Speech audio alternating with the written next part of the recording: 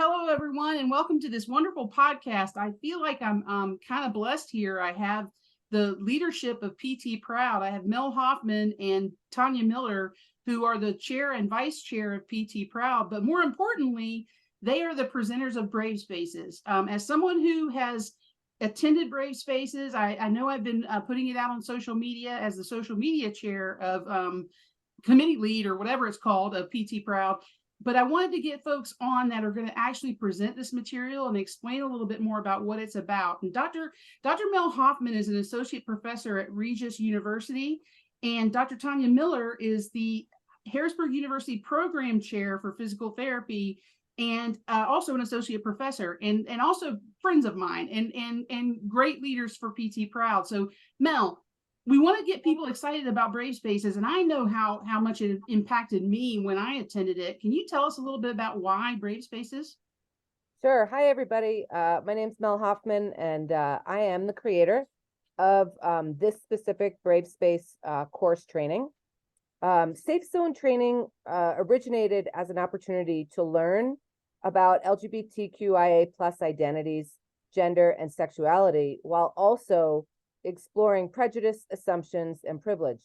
So to demonstrate awareness and support of such identities, we must be intentional in learning about such identities, perspectives, and experiences, and particularly of those most marginalized, stigmatized, and silenced. LGBT safe space training begins the process to improving the institutional climate so that LGBT students, providers, faculty, and staff can thrive in a safe and comfortable environment. So the main conduit to moving from a safe space to a brave space is one's experience of participating in critical dialogue, becoming vulnerable, and exposing yourself to your own vulnerabilities, and to experience what is an unsafe experience for the most marginalized.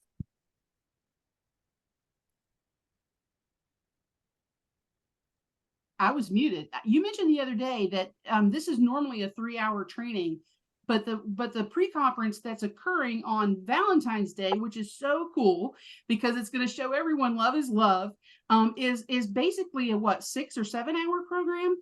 What do you think happens in that extended time with this training? Yeah, so this course is, most individuals in their home institutions, they'll have about a 3 to 4 hour Brave Space training course that might be offered.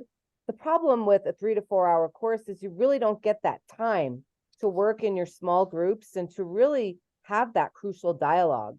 So in this course, you will dive deep into the crucial conversation and the dialogue around the LGBTQIA plus community, and you will learn and develop strategies to bring to your own practice or institution. So we ask that in this safe space that you be brave, listen attentively to others' experiences while also being open to becoming vulnerable, and to have the courage to reflect upon and share your experiences, because in this course, you're going to be provided with a multitude of experiences that are going to allow you to work in small groups and to really extend that dialogue. And while you're doing this, it's important to have courage, right? Because we're sharing our perspectives and our experiences. And so it's a very sensitive space, but it's a very safe space in which it happens. It was profound for me, being a member of the community for a long time. I was one of those that felt maybe I didn't need this Brave Space training, but it was a profound paradigm shift in how I presented myself in that space and how I would in my clinic and in my job, and the things that I could do, the small changes I could make that ended up making big changes. So Dr. Miller, how did you get involved, and how long have you been teaching this course with Dr. Hoffman? So thanks, Sherry. So Mel invited me to help facilitate the program a few years ago, and been involved with not only this program, but some other research with Mel. So I've really appreciated that time and that learning experience for myself. And Sherry, I will say that, you really pointed out something, that deeper learning and appreciation, and kind of that, well, I probably know all this, so I don't need to attend, especially if you're a member of the community or one of the communities.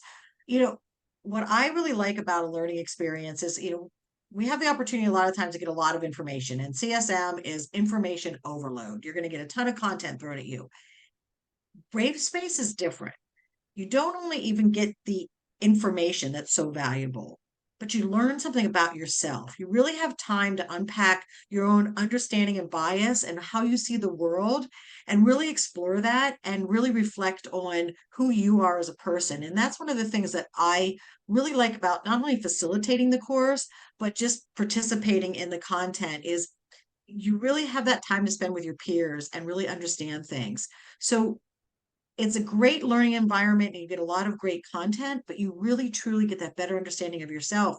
And you really get the time to question some of your own beliefs and biases. And, again, seeing it from a perspective of being a member of the community, you think, okay, well, I know this content and I'm good. And wow, I come away even from facilitating it every time with learning something more about myself and how I may have perceived something. So I think that that's the really valuable lesson here is gaining an understanding of always questioning your beliefs and your thinking about something and desiring to learn and understand somebody else's perspective. So great content, but a great personal learning journey in this program. And Which is again, it is on the 14th of February, which is Valentine's Day. So come with love in your heart and an open mind, and bring your vulnerabilities, bring your misconceptions, and be prepared to have a really fun time on top of learning and changing and growing. And so go now and sign up while during the early bird period. And we hope to see you guys there. Do you guys have any final thoughts? just one thing, if you are looking to implement change in your institution, it's really crucial that you learn about yourself first, right? This reflection of yourself is the first step. It's the first level in moving this change and these new behaviors into your own institution or clinics, and then even moving up even further to a societal and community level. So come join us. It's a really fun day. It's just a lot of time and experience with, and sharing with other people in a very, very safe place. We would love to see you. Thank you, Tonya. Thank you, Mel. And we'll have more podcasts coming up.